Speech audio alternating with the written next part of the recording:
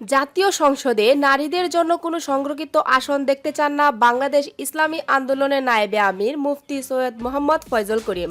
মহিলাদের জন্য সংরক্ষিত আসন 100, এটা আমরা মানি না। আসন কম হোক বেশি হোক, কিন্তু সব জায়গায় নির্বাচনের ভিত্তিতে সংসদ সদস্য হতে হবে। মহিলাদের জন্য সংরক্ষিত আসন 100, এটা আমরা মানি না। যে সংরক্ষিত আসন মহিলাদের জন্য রাখা হয়, এটা মহিলাদের সাথে বৈষম্য করা হয়। কোনো মহিলাদের জন্য নির্দিষ্ট কোঠা থাকবে না। যদি আবার মহিলাদের জন্য কোঠা রাখা হয়, তাহলে আমরা আন্দোলন সাকসেস হই নাই। শুক্রবার বিকালে রাজধানীর সোহরাওয়ার্দী উদ্যানে দলটির সহযোগী সংগঠন ইসলামী যুব আন্দোলনের সমাবেশে তিনি বলেন, নারীদের জন্য সংরক্ষিত আসন রাখা হলে তাদের দুর্বল ভাবা হয়। সমাবেশ উপলক্ষে কয়েকদিন ধরেই প্রস্তুতি চলছিল ইসলামী যুব আন্দোলনের।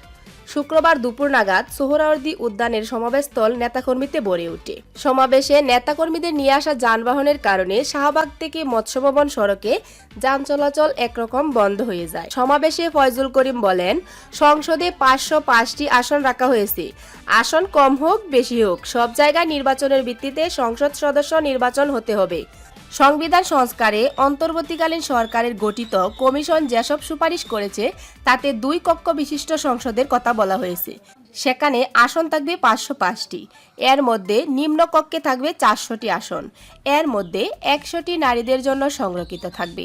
এই সুপারিশ প্রসঙ্গে ফয়জুল করিম বলেন, নারীদের জন্য সংরক্ষিত 100 আসন, এটা আমরা মানি না। নারীদের জন্য এই আসন রাখা হলে তাদের দুর্বল ভাবা হয়। আমরা তো কোটার বিরুদ্ধে আন্দোলন করেছিলাম, তাহলে এখানে নারীদের জন্য কোটা রাখা হলে বলতে হবে আন্দোলন সফল হয়নি। নারীদের জন্য কোনো কোটা থাকবে না। বিএনপিকে উদ্দেশ্য করে মুফতি ফয়জুল করিম বলেন, সংস্কারের পরই নির্বাচন হবে। আজ যারা সংস্কারে বাধা সৃষ্টি করেছেন, আমি বলবো 16 বছর আপনারা কোথায় ছিলেন?